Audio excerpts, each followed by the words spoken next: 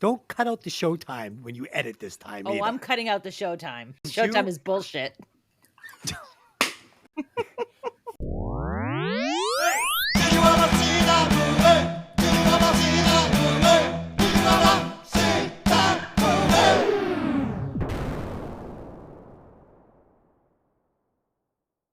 Showtime. Welcome to Hey, did you ever see that movie? I'm your host, Des, and as always, I'm joined by my lovely co-host, Lynn. I got nowhere else to go. And joining us again, the podcaster with 1,000 potions, Mikki. Hey guys. All right. And last but not least, the podcaster, Packing Heat Tony 2.0. You better stop eyeballing me, boy, or I'm going to tear out your eyeballs and skull fuck you to death. Oh, shit. Whew, I feel better already. This week, we will be discussing the 1982 drama An Officer and a Gentleman, directed by Taylor Hackford, written by Douglas Day Stewart, starring Richard Gere, Deborah Winger, David Keith, and the late, great Lou Gossett Jr.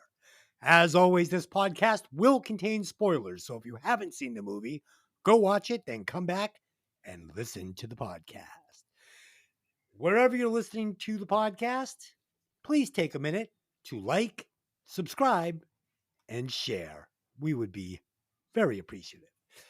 Okay, let's do some facts on this one. I got a couple.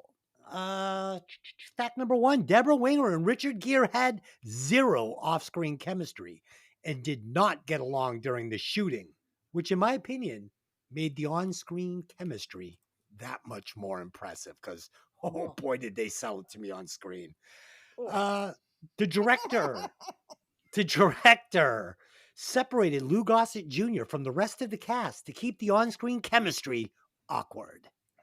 So that's what I had. And I'm going to go ahead and just tell you guys, I wept tears down my face five times during the watching today. 5 times. I sobbed openly. Were you watching the same movie we all watched, or was that something else? I cried. Just checking. Tears rolling down my face 5 times. I cried when Old Yeller died. I also cried when Old Yeller died. Well, it sounds like a country song. I cried when Old Yeller died. When Old Yeller died, and my mama left me. I'm going to use that, and you're getting no writing credit. No worries. I stole it. It's okay. Dylan, you got any facts on this movie? You ever see Stripes? It's right out of Stripes. I have absolutely no side notes for this one. I hate to be the bummer this week, but it's been a long week for me. So I had a long week at work, and I'm taking care of my mom who hurt herself. So you're just going to have to forgive me this week, everybody. Okay. You're forgiven. Do either of you guys have any facts on this one? I have a fact Okay. that every time Richard Oh boy, Gere here it comes. goes to kiss someone, he eats their goddamn face, and it creeped me out through this whole movie. Okay, that's an opinion, not a fact. Okay. Thank you, Des, for the delineation between those two terms. That's fact. right. Okay. Yeah, that's my wife's big commentary for this film. Holy shit, he's eating her face. All right, let's do some quick opening thoughts. So this movie, I mean, if you can't tell, I'm gushing. This is fucking cinematic fucking royalty. It's amazing. It's fucking amazing. I haven't seen it in probably, I don't know, maybe 5 years, but I'm very familiar with it. Seen it many, many times, including when it was first released. Dylan, had you ever watched a movie before preparing for the podcast? I had never seen this movie before. I had, seen slices of it, bits here and there. I knew famous quotes, but I had never sat down and watched the whole thing. Okay. And Tony, had you ever seen the movie? I had probably 4 or 5 times over the span of about 20 years. And it still, for me, holds weight. I think it's a solid movie, regardless of when it was made. It's nice to see that early 80s throwback stuff because I remember those days, but it's the kind of thing where I think it's still pertinent, still holds its own. And Mikki, how about you? I had not seen the movie in its entirety. I had seen the ending like a bunch of times. Yeah. But I had not seen the whole thing. Okay, great. So it sounds like this is a pretty fresh watch for everybody but me and Tony. So here we go. We are going to do a quick fast five that I have thrown together, and it is going to be famous vehicles, famous vehicle showdown. I'm going to give you two cars or two vehicles, and you're going to tell me which one is better. Number one, the original 1960s Batmobile or the Tumbler from The Dark Knight. Tony, which one do you think's better? Wow, you picked some good ones there. I'm gonna go with the Tumbler just because it's pretty ballsy. I think I can't remember, was it Chuck Barris put the original Batmobile together and he was the shit back in the day. Mm-hmm. But I got to give the Tumbler with the technology and the design of it the nod. Let me give you a third option on this, just for fun. We could also Okay. we're gonna also throw in the Batmobile that was introduced with Michael Keaton in the Batman movie, like the one. Yeah, The really long, Yes. kind of low to the ground, narrow. correct. Wow, you just got to make it tougher now. Yeah. You see how it is? You don't make it easy. Remember, it you has make it that tougher. armored shell that goes around it. Yeah. I'm still going Tumbler. Tumbler. Okay, and What Mickey, the hell? which one would you think is more badass? I'd say the Tumbler. That's a pretty badass ride. And Lynn. I mean, the Tumbler is superior, but the fucking Keaton Batmobile, like, I gotta go Keaton Batmobile just cause. And the correct answer is the Keaton Batmobile because it's badass. Okay. Wait a minute. You didn't make that one of the original choices, but that wins? Yeah, well, how does that win? No, it was on the. It wasn't even originally an option, It but is. now it's the winner. No, it is. If you looked at my notes, it is. I just didn't. I added it on. You just fucked it up. I got you. Okay. Yes. All's excused now. You're good. Number two, we've got the A-Team van. The A-Team van or the General Lee. Tony, which one? Far and away, the General. Okay. Now. Nice. And Mickey, which one are you driving around town? Generally, And are you driving it around town with the Confederate flag on the roof? absolutely not. Oh, okay. Okay. And Lynn, which one are you driving around town? General Lee Sissy. stands Confederate flag. And Tony, flag or no flag on the roof of your General Lee? That is not an option. That was from the factory that way, so it stays. Yeah. I'm. Fuck your feelings. Yes. I mean, it's the Really? fucking dude. The General Lee without the Confederate flag is not the General. Ain't the Lee. fucking General Lee. No, I mean, you got to have the flag. I mean, I'm not going to paint the flag on my Mini Cooper, but if I've got the General Lee, I'm leaving no, it that's on. the Union Jack, not the Stars and Bars. Yeah, I got you. Mine does have the Union Jack on it. Okay. Number three.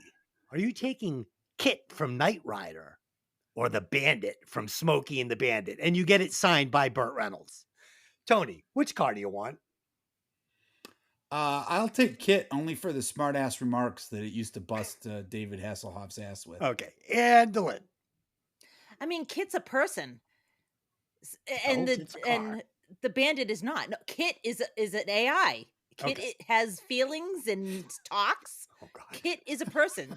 Okay. How can you? It's AI. It's just It way ahead is. of its time. It was way ahead of its time. It was a computer that talked to him and was friends with him. So you gotta go Kit. Okay. Everybody knows what Kit did. Mickey, what do you got? Kit. The correct answer is the Bandit. Because the Bandit is American muscle, baby. I'm taking that 77 Trans Wait a minute. Am.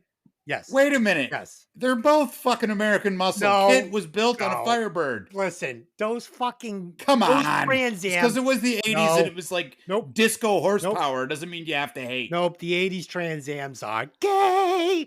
I'm taking the old one with the shaker hood. Do you sing it like that? when you Yes, say I it do. too? That's yeah. Okay. Yes. Okay. Just checking. Okay. Number 5. Are you going to take the DeLorean from Back to the Future or an original spinner from Blade Runner?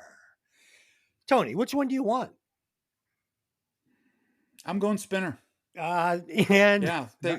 Good They info. remind me of the old cars because they had that great kind of rounded Buicky 50s intermixed with sci-fi futuristic shit. Sure. Awesome. Mickey, which car are you driving around in?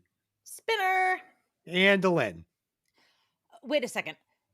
Does the DeLorean travel through time, or is it just a DeLorean? I said the DeLorean from Back to the Future. Well, I'm just trying Have you seen the movie? Okay, well, I'm taking the DeLorean then, because I'm gonna get in it and I'm gonna go make myself a millionaire like Biff did. Okay, well, I'm taking the spinner from Blade Runner as well. So we're all going to be flying around in our flying spinner while you're sitting in that piece of shit DeLorean with no plutonium to run it. Okay. It has a Mr. Fusion. Nope, I'm It talking has a about Mr. Fusion. from number one. Nope, Yep, it has nope, a Mr. Fusion. Nope, it's got no Mr. Fusion. He did throw like used food items in it to make Yes. it go. Oh, so no. she might have you on that Nope, one. nope. It has a Mr. Fusion. Sorry, No, you're it done. doesn't. No. And okay. I'm going to the future.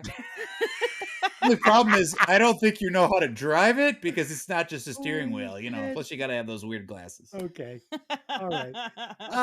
The box office with a budget of just $6 million and a box office gross of $190 million.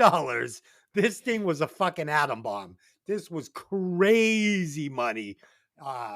Did just unbelievable. And you got to imagine $190 million back when this movie came out was a lot of cake. Okay. Let me give you guys a synopsis. A young man, not just a young man, but a young, handsome man with an eagle tattooed on his arm, must complete his work at a Navy officer candidate school to become an aviator with the help of a tough gunnery sergeant and his new girlfriend, Paula. There you go. Delin? So Zach Mayo has been living in the Philippines with his womanizing father, Byron, an alcoholic U.S. Navy chief boatswain's mate. Boy, that's a mouthful. After Zach's mother... Bosun's. It's pronounced Bosun's mate. Oh, You is it just Bosun? blur it all together. Oh, I didn't know Bosun's that. mate. Well, thank you. Now, learn something new every day.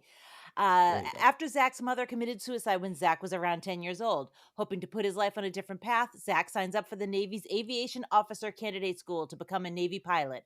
In the opening scene, Zach tells Byron about his intentions, but Byron doesn't offer much support or compassion. He tells Zach that the U.S. Navy volunteers must serve 6 years before becoming a Navy jet pilot. After saying goodbye to his father, Zach packs up and leaves his father's decrepit Seattle apartment and rides away on his motorcycle to his destination. These scenes have been intercut with flashbacks to Zach's troublesome childhood in the Philippines. There's gratuitous nudity. Like, first thing in the movie, I was like, I could have done with most of these scenes. But Des, tell me why they're so great. All right. Oh God, man. I just fucking like Mrs. Magoo over here. Like, why Oh do my you even God. have a movie podcast? Isn't it like when you watched Clue and you just destroyed it through the whole thing? How dare you? How dare you Payback's say? a bitch, motherfucker! How dare you say Clue and an officer and gentleman the same fucking sentence? Just sit back and let me fucking review this movie for you professionally. So I know these. When does that start? Right. It starts right now. Right now. I know these opening scenes are a little disturbing, but let me tell you something. They're shot beautifully. The way he is going back and forth from Mayo in the present time to Mayo as a child to kind of give us his backstory. So these are disturbing scenes, but it's important to the arc of the story and the arc of this characters. We need to understand why Mayo is the way he is. He's a lone wolf.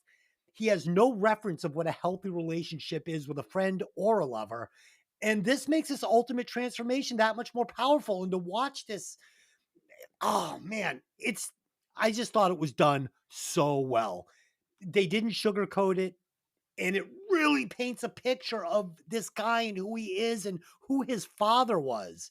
And this father is also multi-dimensional and multi-layered because he also is a fucking like an officer. I mean, and it just shows that, I don't know, man. It's really great. Showing the hurt of him losing his mother to suicide and then finally tracking his dad down. He's been trying to call this guy for months. It's just amazing. You see the abandonment. He tells him he's read these letters. It's powerful. It's powerful. And you know, you're A being that with the scene we're getting, where you see now him and his father are nothing more than drinking buddies.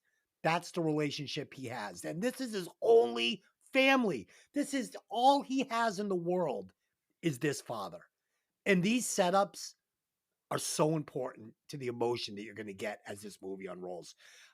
Also, in these scenes, you see Zach gets beat up by these Asian kids that he's hanging out with. Again, it's great because it just shows that, you know, he doesn't trust anybody. These are his little friends and they beat his ass.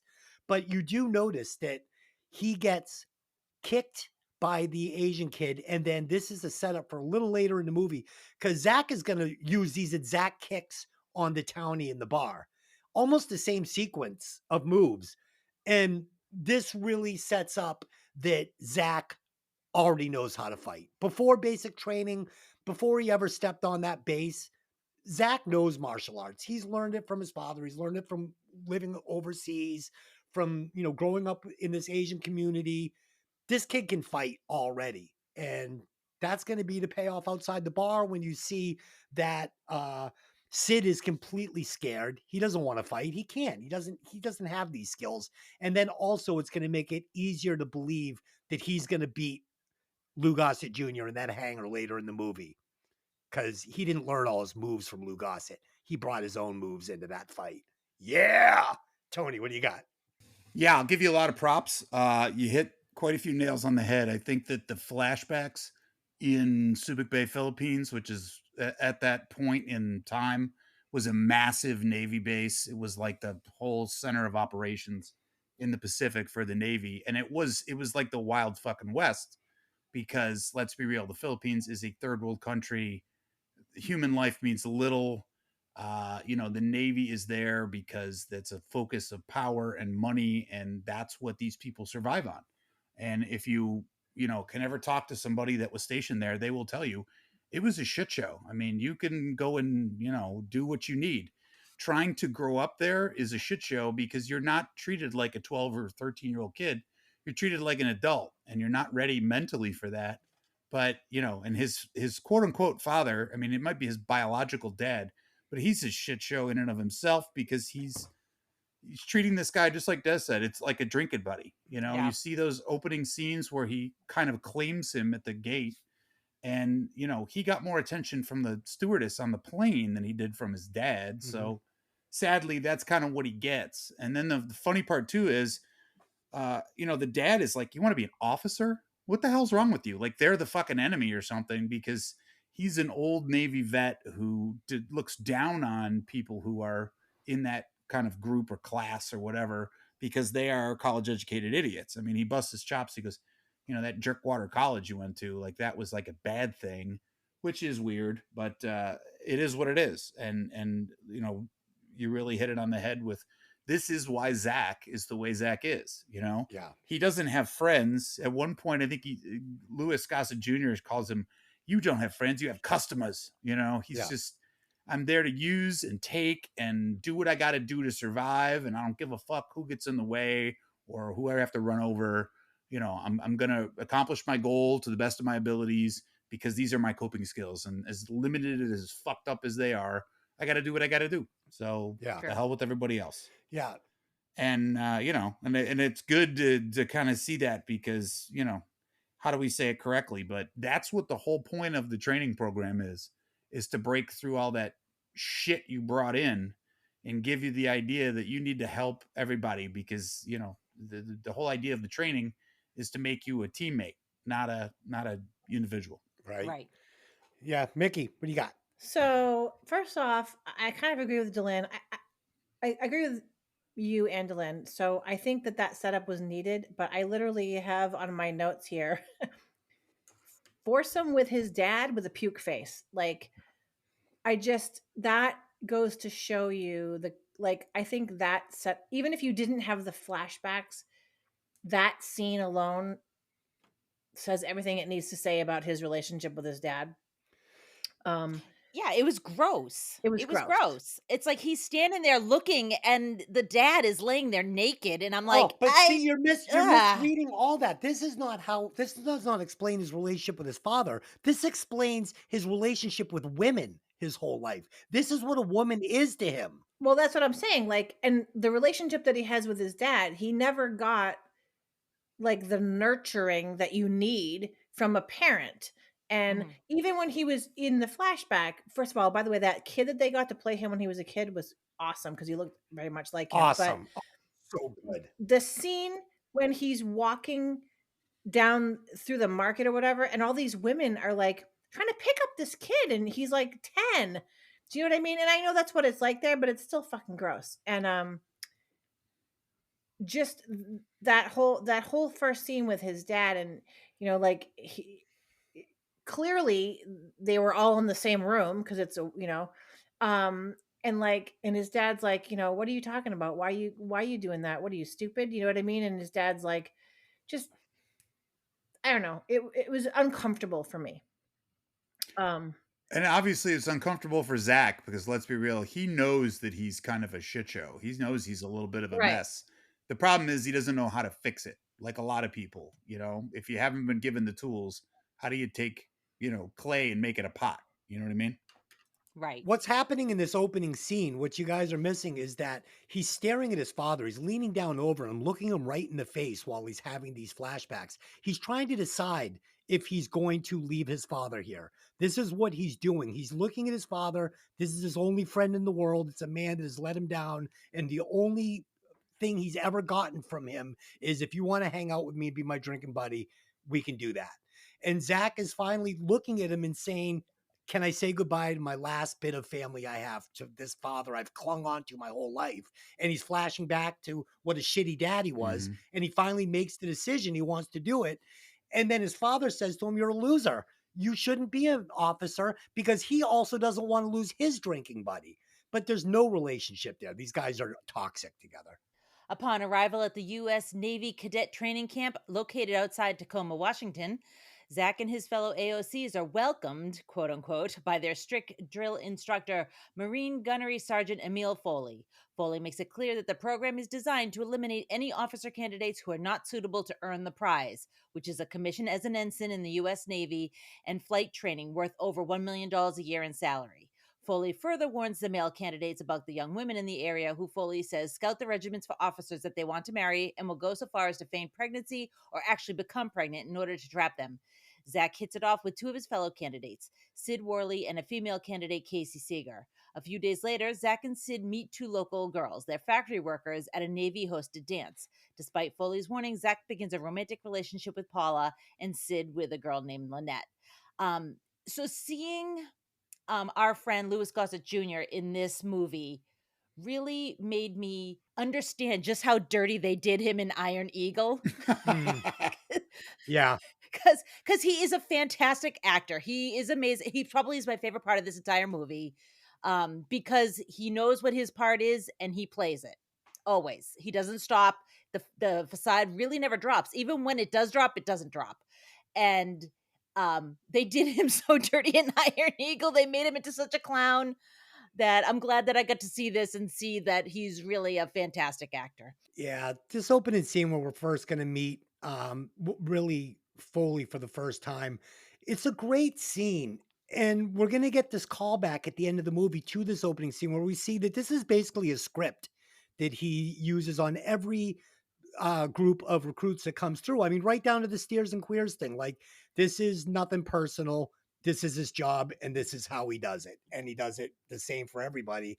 And it made me wonder if there was like a Mayo that came through in every group, but I don't think so. I mean, to a certain degree, there was, Yeah, because he says every group there's one yeah, that thinks they can pull something over on me. yeah. So Is they're there different, but still. but is there one he connects with on this level every time? I don't think so. Yeah, So Lou Gossett, amazing. He won the Oscar for this role. He was the first African American man to win for acting in a supporting role, and nice. only the second African American man to win for acting up to that time. And more importantly, this character was in a position of power and not like, like a slave in Roots or something like that. And that is why this role by Lou Gossett is so important, just in general, because Mhm. it broke a mold in Hollywood, and he fucking he killed it. He fucking killed it. Yeah. He earned Mhm. that He Oscar. absolutely owns the role. You're He right. earned that Oscar. Um, and when you hear him referencing the training, this is a big thing that was happening at the times. These guys were getting this education, and then, like Foley said, taking it to the major airlines, becoming commercial airline pilots. They go in with no intention of being fighter pilots. So that was something that was going on. I thought the portrayal of the local women was sad, but sad in that good Hollywood way. Like it just felt genuine. It felt like real. And it probably hit pretty close to the truth of living in a small factory town with little opportunities, probably subpar education. We see these generations of family working together in this factory. And it reminded me of another movie I saw called All the Right Moves with Tom Cruise, Yep. where he's a Hope high school football player. Same thing, Amphi, working in a Pennsylvania. factory. Yup, Yep. working in a factory with his brothers and his father. And yeah, so I mean, this stuff just, oh man, I just feel like they really got it right, man. They really got it right. Tony, what do you got? Yeah, just to expound upon that, Robert Loggia does a great job of opening up and giving you his crusty sea salt, career Navy guy, and Yep. Lou Gossett does the absolute same with just at a deeper width and breadth because of the character with the Marine Corps drill sergeant or drill instructor. If you've ever met anybody that's been in the Corps, you know Gossett wears the walk, the talk, the uniform is pressed perfectly, the swagger Yep. stick, the gold ring, you name it. I mean, he just, even the way he cocks that Smokey the Bear hat, he's got that shit down, to the letter. So awesome job with him. I also think that David Keith, who I got confused with Keith David, who unfortunately is also an actor, but he happens to be a black man. And I'm like, nope, that's the way around. David Keith, not Keith David. I think he does a great job. Not to use the term wrongly, but he is an Okie because he's supposedly from Oklahoma City, and Mhm. and he's the guy that has an awakening as well. Zach Mayo has his own, but he's there for the wrong reasons, and only 11 weeks in the program. It's 13 weeks long. Do you realize it? But not to foreshadow, but he does a great job too, is playing Warley, and being a guy who Zach basically says, "Hey, man, if it wasn't for you, I wouldn't have got through this." And he owes Yeah. people at the end of this movie. That's kind of the coolest part, that he doesn't do it all himself. He can't because But Right. people owe him also at the end of the yeah, to movie an because effect, he has that character arc where the woman, she's not graduating if he doesn't give up the record to get her over that wall. right? And You it's know? yeah, it breaks down a wall inside him, and it also adds to the general group of others. Yes. It's Yeah. the same with anybody in there. He screws over. I can't remember the recruit's name, but tall, thin African American guy asks him for a buckle. He says, "I can't do it. I'm gonna get busted." And then after he gets busted, he hooks him up anyway, and he shows Mhm. the other recruits a locker full of stuff that he needed, so it just magically appears. And it's not a thank you or an I'm sorry, but it's a little of everything, saying, "I got to do right. I got to make up. I got to, because I know that that's how it should be done." Yeah, Yeah. it's basically him saying my bad. Right. Well, and Foley says it. You think any of these people would trust you flying an airplane there at the beginning of the movie, and you see the troop. None of these guys have a lot of respect for him and think of him as kind of a self-centered asshole. And by the end of the movie, this whole platoon is rooting for him. So Right. again, it shows this character arc as an officer and a gentleman. Mickey, what Wow, do I you love got? the way you worked that in, man. That was just Thank you, thank poetic. you, Poetic. thank you. Oh, help me. Um, I I completely agree with everything you said about Lou Gossett. He stole this movie. As far as I'm concerned, he was just so on. And it's funny because we were watching it the other night, and I said to Tony, like, I could never. And even when I watch stuff like GI Jane and anything, Oh, good I'm like, movie. I could never do that. I could never Yeah. go to any Nikki type would of make it like. about all of 15 minutes before she got their ass kicked and thrown out. So, I was saying it to Lynn when Demi Moore says "suck my dick" to the drill sergeant. I was like, yeah, it's a fucking great. And honestly, though, just the way when you have to like, sir, yes, sir. I don't know. That's just not. Even when I worked for one of the counties that we lived in Florida, and I worked for like the fire the public safety, and one of the fire chiefs was my boss, and I didn't call him chief like everybody else did. I called him his name. Like I just that's not. I have a hard time with rank, I guess. So, but Lou Gossett was just awesome. Deborah Winger, I forgot how beautiful she Mm. was. And then I love her like kind of goofy laugh that she has. I really like Deborah Winger a lot. I thought she was great in this. But again, I was literally just telling someone like I have never watched a movie and felt so uncomfortable watching people make out, because the way Richard Gere kisses just freaked me Yeah, out. I didn't get that.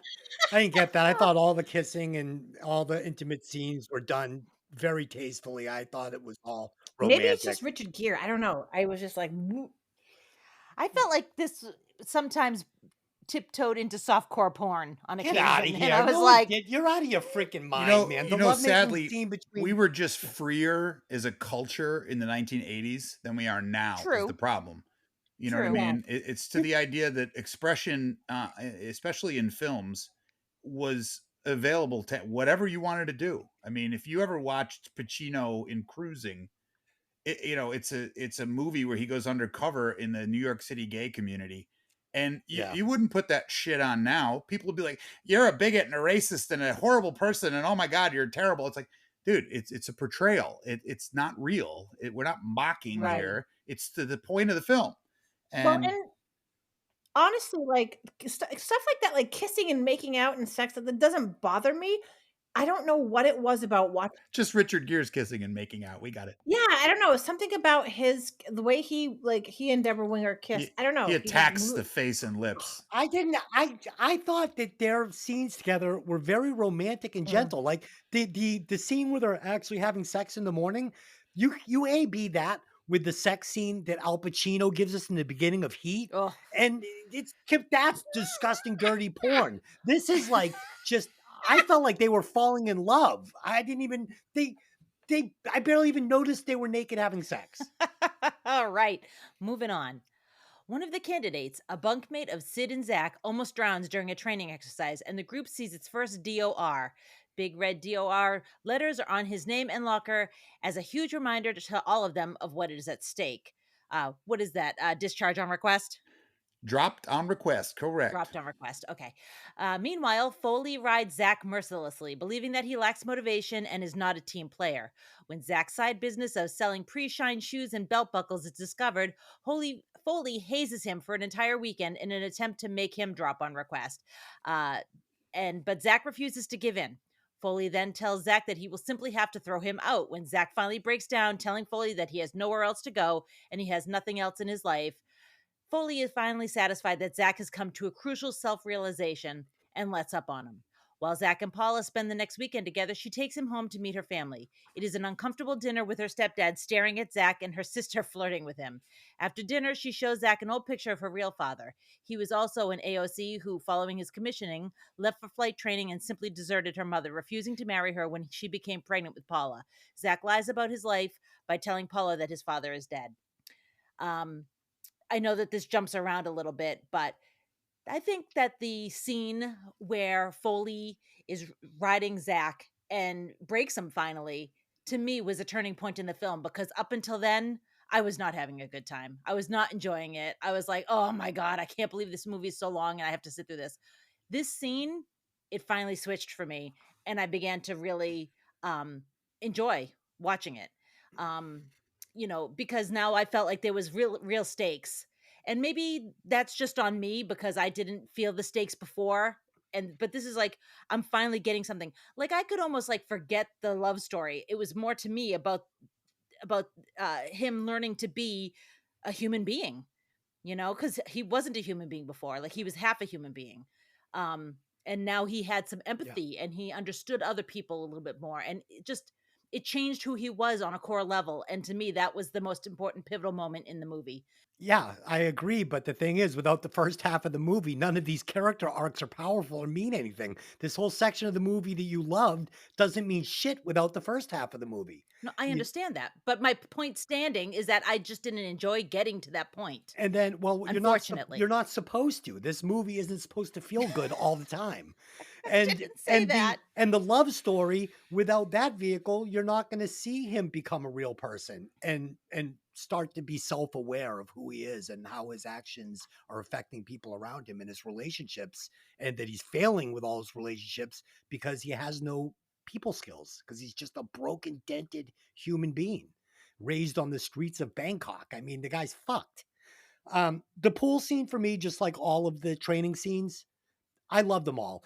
And they really knew how to pace this movie where we wouldn't get bogged down in the love scenes for too long, but we also wouldn't get bogged down in these training scenes too long. So they were pacing it left and right for me, to where I was always interested in what was going on and I was always excited to get back to the other sub story. So it's a love story and it's a drama, and we're bouncing back and forth between the two, and it really just worked for me. I thought the pace of the movie was super quick.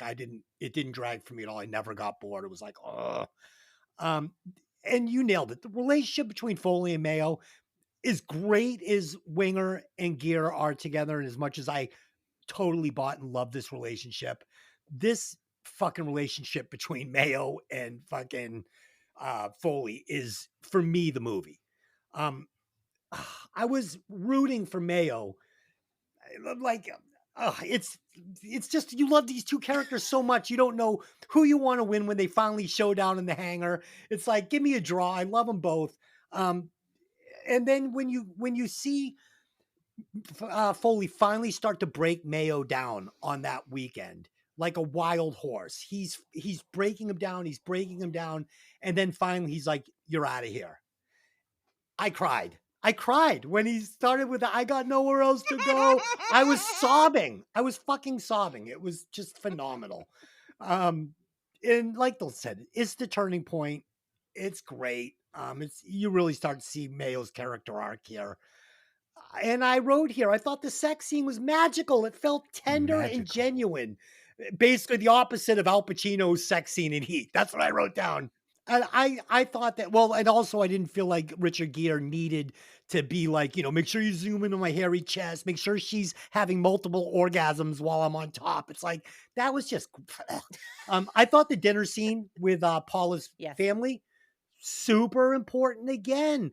It's wildly uncomfortable, Wildly. but we get Paula's backstory here, and we see that Paula and Zach are not that far apart, Right. and it's just so And great. even the not biological dad, the dad that is in the Yeah, house, he's perfect. He is the guy, the fucking look he shoots him where he says, "Are you staring at my food? Are you staring at me?" And he's like, "Staring at you." Kind of yep, like, I don't like you and I'm not going to be a dick, but I'm certainly not going to give you an inch. yeah, And he knows that there's something there because the kid's been uncomfortable before. yep, So this isn't anything new to him. He just knows he's got to tough through it and he'll be okay. right. But it's the kind of deal where, it's perfect. You know what I mean? But what I also love about all these characters in this movie, including Paula's friend there, which we'll get to, is you got to look at these scenes through the eyes of the character. So you're looking at the dad and you're going, "Wow, what a dick." But you got to remember,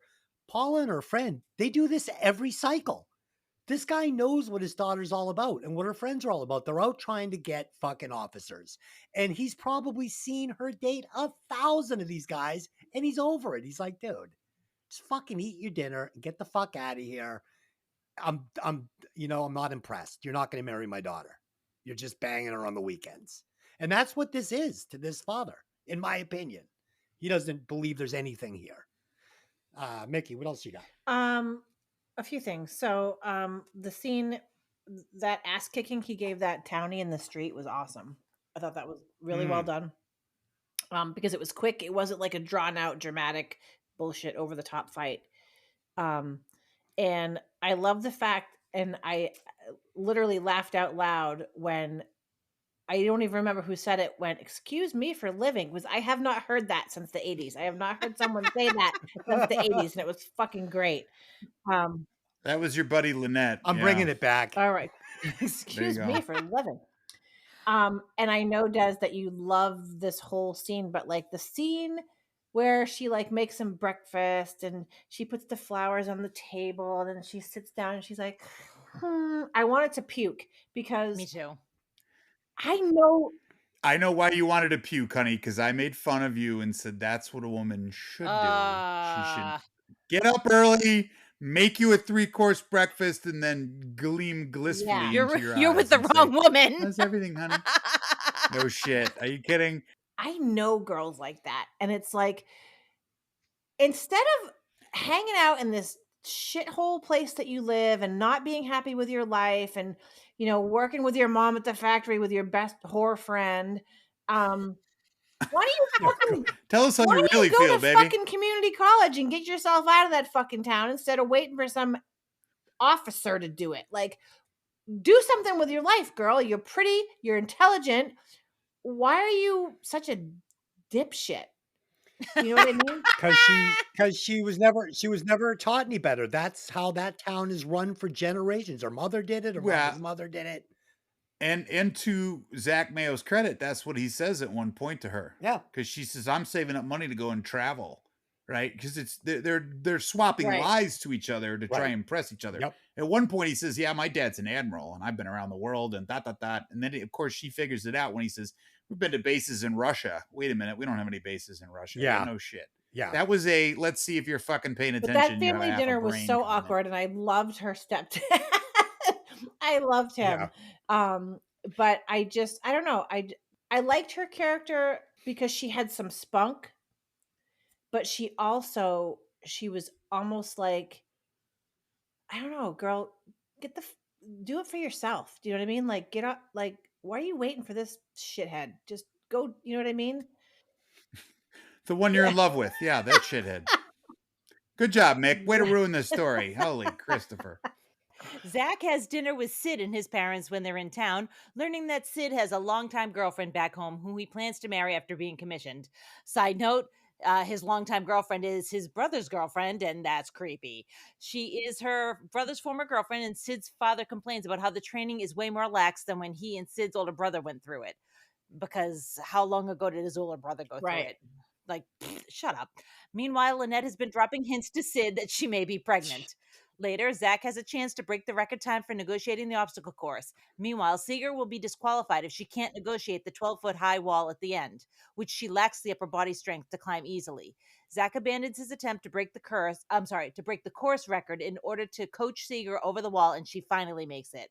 During a high altitude simulation in the pressure chamber, Sid has a sudden anxiety attack. This provokes him to realize that he's joined up out of a sense of obligation to his family. He DORs and then leaves the base without saying goodbye. Zach goes to look for him, enlisting Paula to come with him, even though he stops speaking to her in order to make a clean break before the end of training. So I'm going to pause here because this covered a lot of ground. First of all, I love that you finally see Seeger go over the wall, especially when he was getting ridden by Foley. She had decided not to take liberty and was working on her upper body strength of her own volition. Nobody told her she had to do that. So she was really trying. She really wanted to get through there. And she's watching her chance of finishing this obstacle course like blow away in front of her eyes. And this is a turning point for him too, because he finally realizes it's not all about him. And he comes back and he helps her. And I really liked that. Yeah. And we're gonna get a great just single shot of Foley looking and kind of having a face where he says, because Lugas it says so much with just facial expressions where he's surprised that he says, maybe this kid, is officer potential. Maybe he could lead a crew. He's seeing the growth like we are. So the scene where Mayo gives up the chance to break the course record to help Seeger, again, shows the growth, shows the potential to be a leader. I thought the scene was inspiring and it choked me up. It felt good. He cried through this whole movie. Did I you did. go on another I crying did. jag? I did. I welled up. So the Bless you, brother. Bless you. the funny thing about this scene is Lisa Elbacker, the actress, she was actually a bodybuilding at the time. Like she was amateur bodybuilding, like doing competitions. She was in incredible shape. They said she was in better shape than almost any actor on the set, and she had to fake struggling all this. She was eating that fucking obstacle course for lunch when the cameras were off. Like she was fucking hop skipping that wall like it wasn't even there. So that was funny. I mean, this girl could probably do, 100 chin-ups at the time of filming. We get this great dinner scene, but this time we see this in a nice restaurant, and we see being a middle class kid has its own problems. And Sid is it's almost bizarre, this part of the story. Sid is living in the shadow of his dead brother. His father has no respect for him.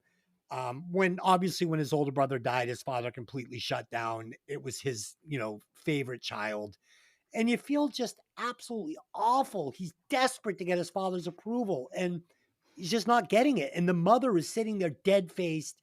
She's mortified. It's a really sad scene. It hits hard. The storytelling in this movie is relentlessly human and sometimes brutal and hard to witness. But that's what makes this so great.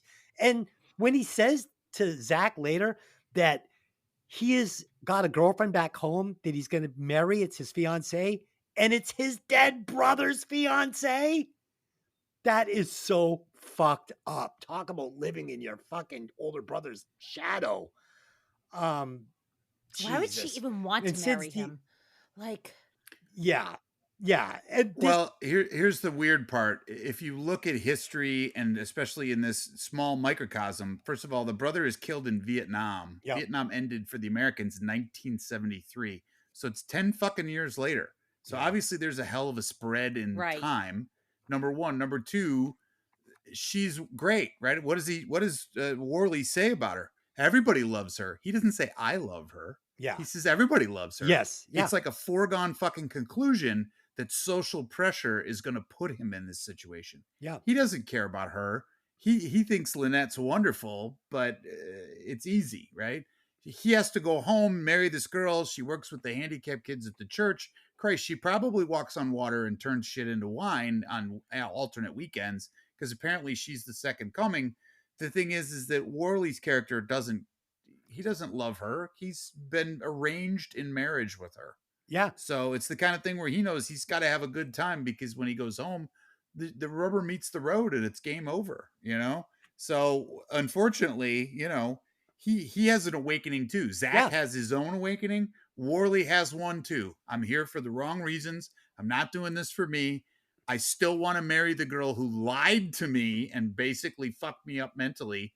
Shit, I'll still marry her. I mean, he's goes off the deep end. You know what I mean? That poor boy doesn't know whether to whistle Dixie or wind his watch. At that point, though, he is going through a character arc very much like Zach, but a different one. Yeah. He's decided now that he wants out of all these commitments that he's made to his family. He doesn't want to be an officer. He doesn't want to marry that girl. And he sees Lynette is the escape.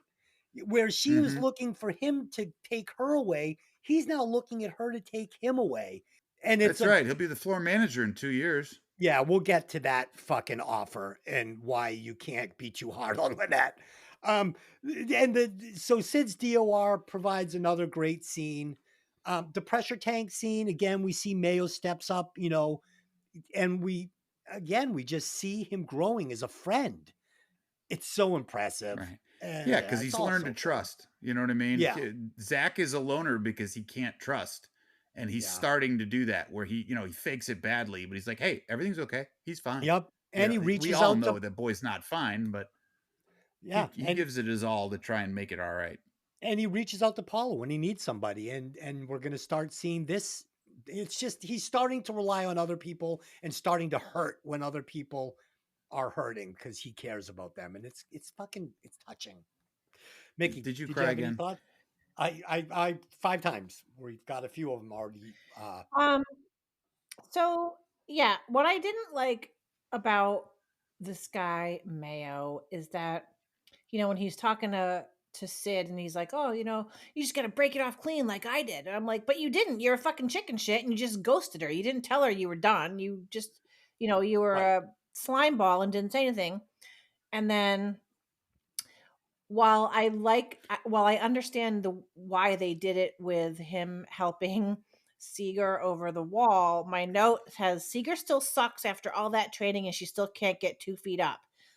And I'm like, I don't know. I think it was a little, I don't know. For me, I don't want to say overacting. Like, I just thought it was, Heavy-handed, what? a little heavy-handed. Yeah. Um, Nothing personal, Mick, but the wall is really a metaphor. It's not that she can't climb it. It's the simple fact. It's like Zach. He's an excellent athlete. The fucking guy wouldn't graduate because he can't do the mental stuff. I understand why they did it because they wanted to show Mayo growing as a person and not being so self-centered and self-absorbed. But I was just like, ugh, I don't know. I don't know. I didn't get all the touchy-feely oogies that Des did watching this movie, I guess. Oh boy, did I! Well, that's because it's really a male movie. Nothing personal. I mean, even the love story point is very male centric. Sid has gone to Lynette's house and proposes marriage to her. She says yes at first, assuming he's going to be an officer. But when he reveals that he's just DOR'd and wants to go back to Oklahoma to J.C. Penney, she refuses him and reveals that she isn't pregnant. She wanted him to graduate in order to fill her dream of marrying a Navy pilot and has no intention of moving to Oklahoma with him. She is later cursed out by both Zach and Paula when they come to see her and ask about Sid's whereabouts. Despondent over Lynette's rejection, Sid checks himself into a motel and commits suicide. He is found by Zach and Paula. Depressed by his friend's death, Zach decides to DOR himself, but Foley won't let him go so close to graduation. He and Zach clash in an unofficial martial arts bout with a platoon looking on. Although Zach dominates for most of the fight, mostly fueled by his anger, at Foley, who he believes played a part in Sid's suicide by not stopping him from DORing. Foley manages to win by kicking Zach in the groin. Foley tells him he can quit if he wants to. Um, I have a hard time blaming Lynette. I as much as like yes, you shouldn't be lying and yes, you're manipulating someone's feelings, but at the same time like when he comes to her and he says, "Let's go back to Oklahoma and you could be my wife and it will be hard for a while." And she's like, "It's hard here. Why would I want to go and do that?" I kind of can't blame her. And again, like Mikki said, should she go to the community college and get herself a degree and move on with life? Yeah, probably she should and not be relying on a man to do it for her. But I don't blame her for saying no. I just don't. Des, what'd you think? You hit the nail on the head. So the proposal scene is brutal. And I think Lynette gets a bad rap here. I think that the character gets a bad rap in the movie. And I always hated her until I watched it for the podcast. I acknowledge she's been acting opportunistic with Sid, but he was warned day one about the motives of these women and told the trick like she's going to say she got pregnant. Yes.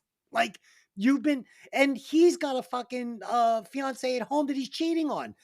So when he goes there and, like you said, asks her to move to Wyoming, live in his parents' basement while he punches a register at J.C. Penney, it's just unrealistic, especially with him fucking knowing that she is looking for an airplane pilot. Yeah, fucking he's the dipshit. This is his fault. The suicide, heart-wrenching, and the actor plays it so good, but it leads to one of my favorite scenes in the movie, and this is the fight scene in the hangar. I love this scene, and it's stuck with me since the first time I saw it. So both actors have been training, and Gere was picking it up very quickly while Gossett was struggling with the training. So during one of the shots, the earlier shots when they were shooting, Gere actually catches Gossett in the balls and hard, and Gossett goes down, and he just got up. He walked off the set and nobody saw him for 2 days, and they had to keep shooting the fucking scene. So they actually bring in a stand-in. You can actually see it if you watch. It's not Gossett. But what I really loved about this is, like in the beginning of the movie, I assumed from some of the scenes we had seen that he knew karate, Mayo. And we learned that Gossett is the base martial arts instructor and he's a black belt and he's a badass. And fucking Mayo handles him easily. His technique is so much better. Without the kick to the balls, Mayo's cleaning fucking Gossett's clock. So Mayo is black belt or better. He's a fucking martial artist. He's a badass. Tony, what do you got? Yeah, absolutely. As far as the scene with Lynette, Lynette's a cunt, nothing personal, but she wants a dream that she's concocted in her own fucking mind. She'll do whatever she needs to do to get it. Mhm. Good for her. I hope you crash and burn. Oh, I'm That sorry. was Was the that out best loud? line in the I whole movie, mean, by the way. Yeah. I hope they all yeah, Movie. you're a crash and cunt. burn. That was That's the it. That best was the line. classic because Best line. yeah, because that's absolute judgment from a guy who knows what a cunt is. You know what I mean? Yep. Because his experiences have been hard, Sure. and he's judging her just on its face. The other difference too is that Worley is lost. You know what I mean? Poor Sid doesn't know whether to shit or wind his watch because he comes there and he goes, "I really love you," and I think he's sincere in the proposal even after he's told there is no kid, which Mhm. you can see his face drop clearly. He's just, he wants the little wicked wooden picket fence. I'll be okay. Yep. And a happy home and a nice, whatever, classic life. And she doesn't want any of that shit. She wants to jet set around the world with a naval aviator. And you can just see it. His just completely dejected, he's crushed. He's just, Yep. so the other difference too is that Zach and Foley, they're not fighting to fight. They're fighting to show that there's character going on. Zach taking up for Worley and making this Foley's problem is, kind of part of, as Des would say, the character arc. I think it's more to the idea that, when he says, I thought the DIs around here were supposed to help people, right? Like there was something Foley was going to do to magically turn Worley into a happy camper, and there isn't. Right. Even to the point where he says, "You can DOR or you can go to graduation." Kind of like, go fuck yourself. I've done my job. You aren't doing your job. Right. You need to fucking mount up because you're the problem. I'm not the problem here. Yeah. And unfortunately, they have to, whether or not Zach is a better fighter or Foley is a better fighter. Foley has to win because, like Zach or like Des said earlier, he's the person in charge. He's the guy who's running the show, so he needs to win for the script purpose because he is definitely large and in charge. And I think that Zach's character has probably fought at a high level. Filipino martial arts Yep. are some of the best around, and if you 100%. train at any level, you're a badass. There's no two ways about it. Yeah. That's what he sees in Zach the entire time. When he's getting smoked in the front yard of the barracks on that weekend, Foley comes down to his level in the puddle and he says, "I've been checking on you. I looked at your file." Yep. And he does. He does his homework like a smart DI would. And he knows that this kid has got skills. He just says, "You got to show me what you're made of." And that's why I think he gives him the break after he cracks him and he's screaming, "I got nowhere else to go." And Foley goes, "Okay, we're done." Yep. Right? You wouldn't do that. Normally you'd be like, "We're just getting started. It's only Right. 4 p.m. But Well- that's to the point where Foley feels like, I now have remolded you in my image, and you're going to be a better recruit and you're going to be more of a team player than the shit you're pulling now. Yeah, he wasn't going to stop till he broke him, and he finally did, and that Right. was enough. Right. So, but this hangar scene, Tony. So when Zach comes to Foley, he needs someone to blame. He needs somebody to blame, and he knows that it's not Foley's fault, but Foley's the closest thing he can get. And Mhm. Foley agrees to the fight because at this point he's fighting for Mayo now. He's fighting for him. He's fighting for him not to quit and walk away. So he's going to go Okay. into that hangar and basically fight for Mayo by fighting Mayo. And I thought that was so powerful and just so fucking amazing. And then the stakes for Sid, because, the first time I watched this, I'm like, oh, he's heartbroken about Lynette. He goes and kills himself. No, you've seen the interaction with his family. They hate him, and he's about to become a fucking officer and marry this girl. Imagine if he calls them and says, I DOR'd and I don't want to marry that girl. He can't go home. His life is over. It's now, Right. it's suicide. That's it. Yeah, because Yeah. she's rejected him, he realizes there are no cards to play, if you will. He's never going to live up to being the little brother that outdoes the big brother because he's fighting a ghost, and his father is obviously a super sweet and caring individual. Yeah. Little sarcasm there. Yeah. But it is what it is, and it's the shitty part that it all comes down to the point where the scene where he swallows the ring is precious, but the guy at the counter that just looks at him and shakes his head Yeah, that's going to set the tone for you. You yeah, know, that is where Worley is in his mind, and he's in yep. deep shit. Mickey, what do you got on these scenes? I thought first of all, I understand why Lynette said no, but she's still an asshole. Yes, Yeah, I agree. Um, and I thought when Worley swallowed the ring, I immediately knew he's going to kill himself. I thought it was a little predictable, but I really like the way he played that character. I thought he did a really good job in that role. Mm. And I've seen him in a few other things. I remember him most from Firestarter with Drew Barrymore. He was like the Mhm. dad, but I don't know. I thought he was. I really felt for his character, and I understand what you're saying. How you're right. He could not go home after that. Like, No. um, his family sucks. Yeah, he felt like he had nothing. They want him to be someone else, and all he had was this girl that he thought loved him. And it turns out she didn't. She wanted her ticket out of town. So I don't know. I just feel I think he did a great job playing that role. I thought it was very sad, but it was predictable, but sad. But the scene in the hangar was awesome. I feel Awesome. like Lou Gossett steals every scene he's in. He's just, I don't watch anybody else when he's on the screen in that movie. Like he owns it. I thought it was a really Yep. good Mhm. scene. And again, it wasn't. The one of the few things I thought this movie did right was they didn't drag out the fight scenes and make them completely Yeah. unbelievable. They were very believable. They were short. They were, wham bam.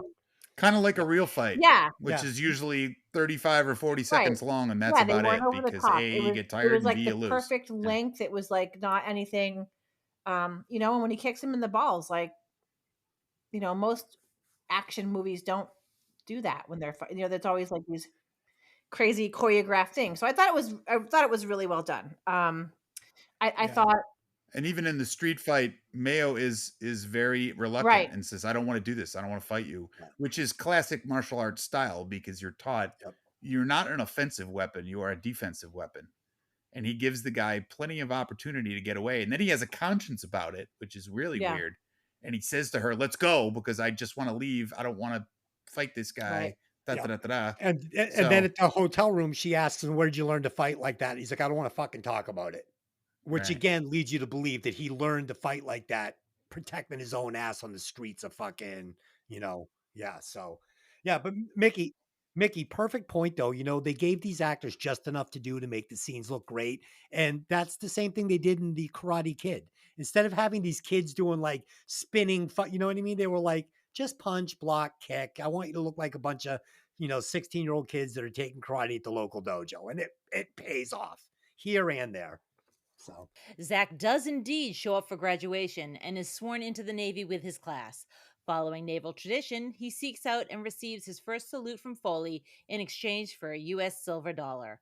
While tradition calls for the drill instructor to place the coin into his left shirt pocket, Foley places the coin in his right pocket and gives Zach a picture perfect salute, acknowledging that Zach was a special candidate. Zach tells him he will never forget him and that he never would have made it if it wasn't without his guidance. Zach then leaves the Navy school on his motorcycle, pausing to listen to Foley, welcoming, quote unquote, in the new recruits with the same speech he gave to his class. In his final scene, Zach, now Ensign Mayo, with orders to report to flight training, seeks out Paula at the factory where she works. He picks her up and walks out with her in his arms to the applause and cheers of her coworkers, including poor Lynette that is being left behind. And that is the end. this is where I get my biggest cry, and you're going to be surprised where I tell you the scene where I get my Oh, biggest I know. cry. So they no, you don't. So they all throw their hats up in the air, right? And they all go to join their family members and their loved ones that have come to see them graduate. And you see Mayo just walking towards these grandstands. There is just nobody there for him. And I cried. I literally just started crying. I'm like, this is so fucking sad. This guy has nobody. He is alone in the world. And this is where he says, I have the potential to be with somebody that I could really start a life with. And so I love how the director crops this scene at the graduation. We're not going to see if he's there or not. We don't know if he's going to graduate. He crops a little here, crops a little there, and then we're finally going to get a close up of Seeger. And just in the background, you can see Richard Gere, but you almost can't make out if it's him or not, but you can. And then finally, we're going to get the close up of him. And oh my God, when he says to fucking when he got the whole thing with him and Lou Gossett, I'm fucking dying inside. There was a scene cut here where Mayo's father is at the graduation and he stands up and salutes Zach. They took it out. I personally think I don't know if I wish if they had left it, it would have been very powerful that he finally is acknowledging him. But I kind of also liked it that day in the room when Zach went through his childhood memories while looking at his father to say he made the decision then and there that he was going to cut ties with this man forever. Like he was never really his father. And he's just breaking ties with him as you would break ties with any toxic friend. And that's why the father's not there. And I kind of like to imagine that they never saw each other again. Just powerful stuff when he puts the coin in his pocket and Mayo says, I'll never forget you. Oh, God, I'll get choked up right now just thinking about it. And then, of course, we get the iconic final scene at the factory. It's cheesy, but oh, God, if you're not crying when he's carrying her out of this factory, you have a black cold heart. Gere hated the scene. He didn't want to, he thought they shouldn't use it. And a lot of people thought they shouldn't use it and they were going to cut it. But this was all watching it with no music. Once they added the music to it, everybody, Gere said he saw it in the theater and was like, oh my God, it was amazing. Thank God they didn't listen to me. I don't know shit. And the song, God Lift Us Up. So they weren't going to use this. They recorded this single and the studio was like, this isn't a hit. This is not a hit single. This single is terrible. So they had another one. I can't remember the song. You could look it up. It's a decent song, but it's not this. So thank God Right. they went with this.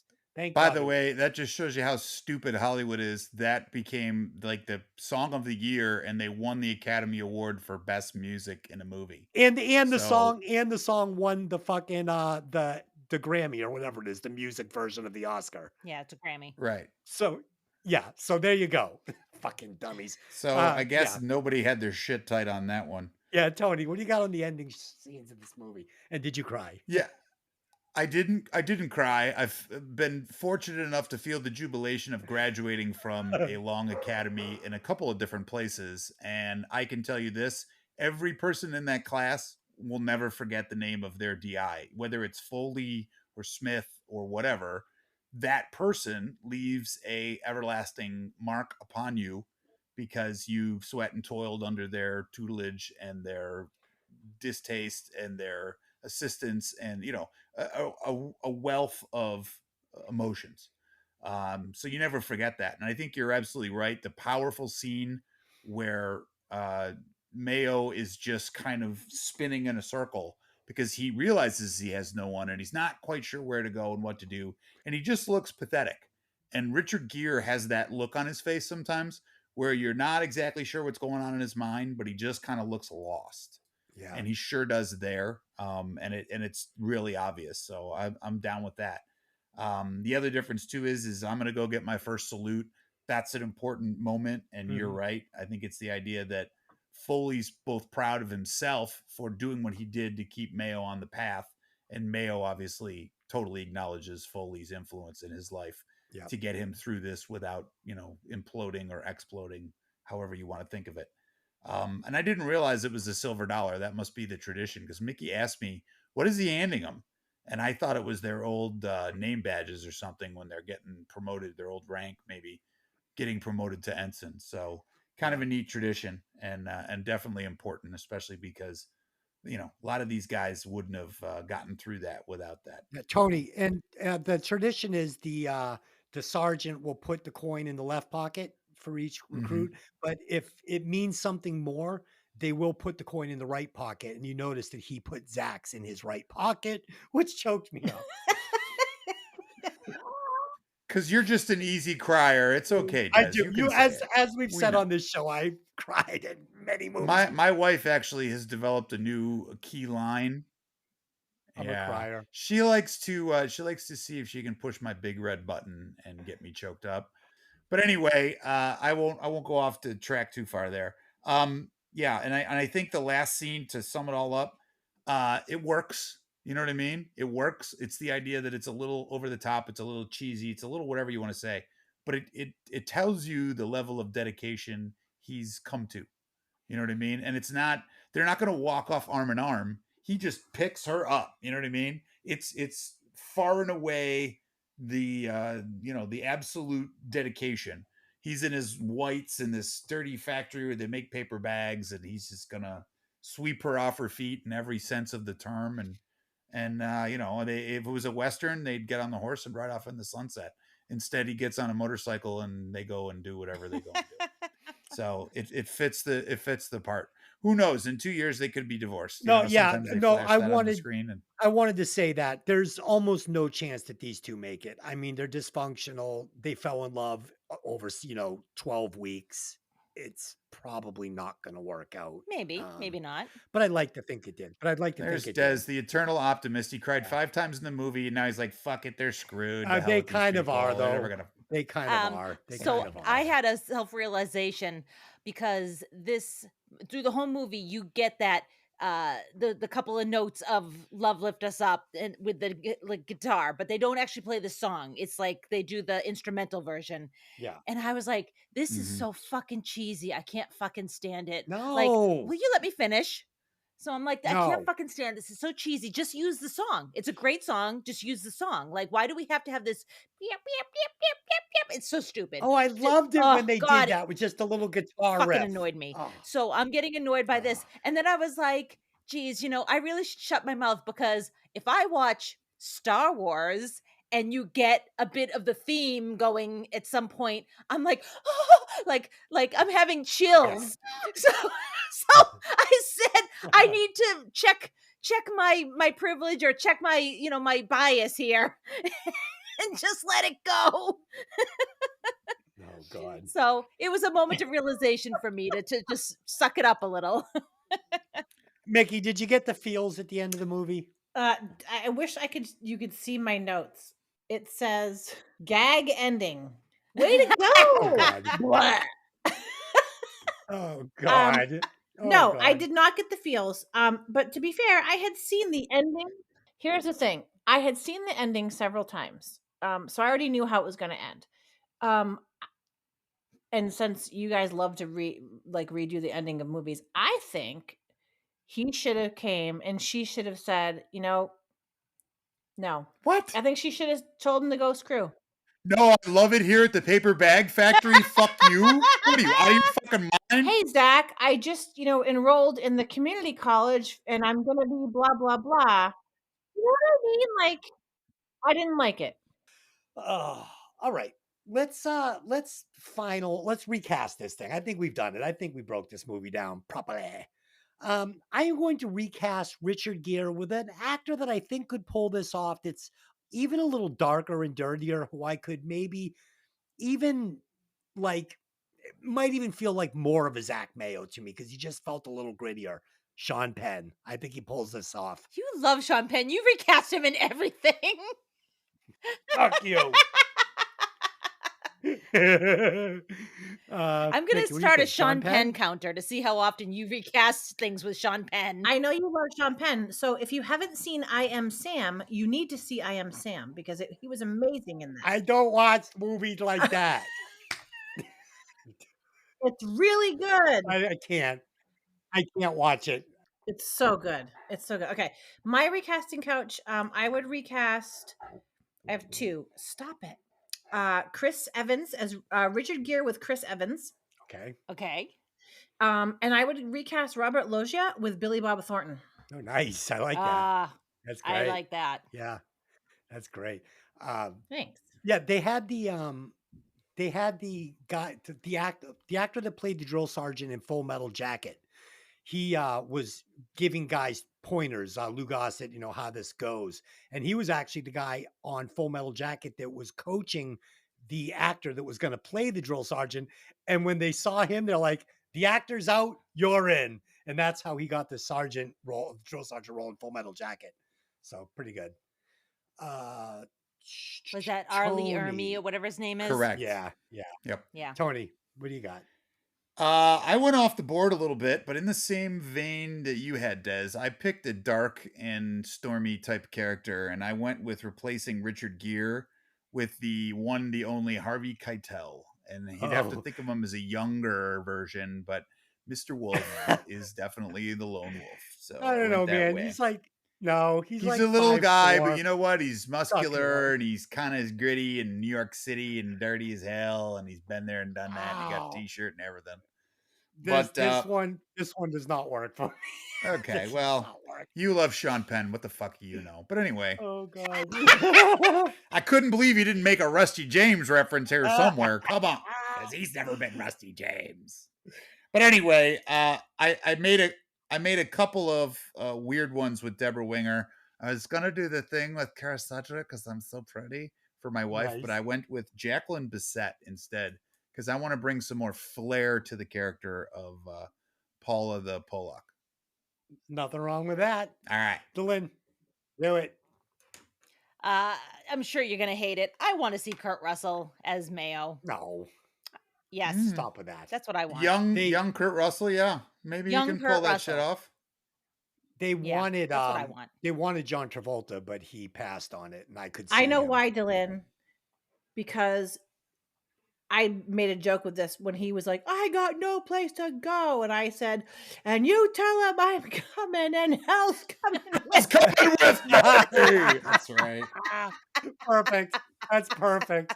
Oh, shit. I'm down with that. One guy is crying and the other guy is murderous and psychotic. So not really the same vein, but But the same cadence. I get it. I hear what you're saying. Okay, let's do some final thoughts and we'll rewatch score this sucker. All right, so I could relate with this character of Zach Mayo. Like I was brought up like a fucking dog in the streets, kicked around from fucking place to place, basically homeless at the age of 12. I can fucking relate with this guy. I have no idea what a good relationship looks like. I have no idea what a real mother or real father is supposed to be because I never had one. So, for those reasons, this movie was very powerful to me and full of amazing performances. And this script is super tight. It's brutally beautiful and gets a rewatch score of 5.1. No, there's no such thing as 5.1. Yeah, how do you go above 5? All right, then it's a 5.1. No, it's a 5. Tony, rescore this. I did enjoy it. Just, from being in paramilitary kind of stuff previously and going through an academy and understanding, the arduous nature of it and the fact that, you get thrown into a group with people you've never met before and you have to go and do things that you wouldn't normally do and work together and put all the bullshit on the sidelines and just get a job done. Very much can relate to Mayo as well. Plus it's the idea that I had to kind of make a hard left in my life and change what I was doing from where I was to where I was going. I left the city and went 5 hours south and went to an academy that was completely way out of the way from what I was doing. So been there, done that. And completely relate to him in that sense. So thought it was a great film. Loved Louis Gossett Jr. It doesn't get any better than him, even to the way he accentuates words and comes up with the nicknames. I am, it's mayonnaise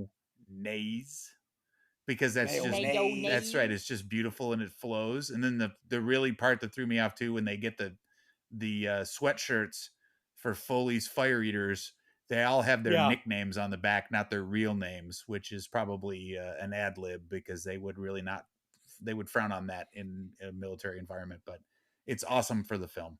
It is a straight up 4.25. It's got a few ticks off for some weirdness and it's the 80s and shit happens. But I think like Des said, the movie is tight. The script is pretty fair. And it still resounds. 40 years later, it's still a good film to watch. It's entertaining. It gives you what you need. I didn't cry at any point, but I still miss Worley because I liked him, and when you see him dead, Yeah. it sucks. Yeah. And it's powerful as hell. So I dig it. Mikki, give us your giant score. I will say that, as I said before, I like the way that David Keith played Worley. I thought Lou Gossett did an amazing job. Richard Gere, he's not my favorite, but I thought he did well with the character. I love Deborah Winger, but it was not my favorite 80s romance. I don't know. It left a lot to be desired for me. I just through the whole thing I was like, "Oh, really?" Like the eating the faces and when they were making out Okay, and something other than that, honey. I didn't see Something that. other I than didn't that. see that. I don't know. I just thought it was predictable. It was kind of I don't know. I'm gonna give it a 2.5. Average. She thinks it's right. average. Dylan, what do you got? She's giving it an average. So I'm never gonna watch this again. I didn't like it enough to ever watch it again, Yeah. but I'm glad I saw it. I am glad I saw it. You get to understand where a lot of the meme worthy quotes come from, and it was definitely a snapshot of that time. It gives you a look into what it's like to go through that kind of intense training. um I'm sure it is Hollywood, eyes a little bit, but Oh yeah. I appreciated it for what it is. I'm gonna give it, based solely on Louis Gossett Jr., I'm gonna give it a 3.25. Nice. All right, calculate those scores. Okay, so this is going to be tied at number 41 with The Departed at 3.75. Okay, All and right. what's above it and below it? Right above it is The Descent and Christmas Vacation, and right below it is They Live in Office Space. Interesting. So many Yeah. movies, so many genres. It's fine. By the way, I thought Okay. it was pronounced The Departed. The Departed. Departed, yeah. Departed. That's Departed. right. You got to hit that A. The Departed. Hey, you get a fucking three-way. All right. So on Breaking Vinyl, the next album we will be doing is Dawkin Under Lock and Key. Yeah, so we'll be doing that in a couple of weeks. As you know, we're going every 2 weeks now with Breaking Vinyl. Bi-weekly. Bi-weekly. We will be doing The Fly next week on this podcast, which we do every week because we have great work ethic here at Hey, did you ever see that movie? Oh, is that So what we it's will- Maybe. called? Oh, I got it. We also have a shitload of co-hosts. Yeah, so we will be doing The Fly with Tony, original flavor. This is going to be the 80s Fly with Jeff Goldblum. So I'll be looking forward Nice. to I would Yeah. be extra crispy then. Excellent. that. Extra Yeah, he's crispy. original recipe and you're extra crispy. I'm Yeah, down. extra crispy. Break me to Okay, kernel. guys. Huh. Thanks for joining us. Again, everybody, if you didn't already, please, especially if you're watching this on YouTube or listening on YouTube, please, at the very least, just like it. It means so much to us. So until next time, I just have one question for you. Hey, did you ever see that movie? See you next time.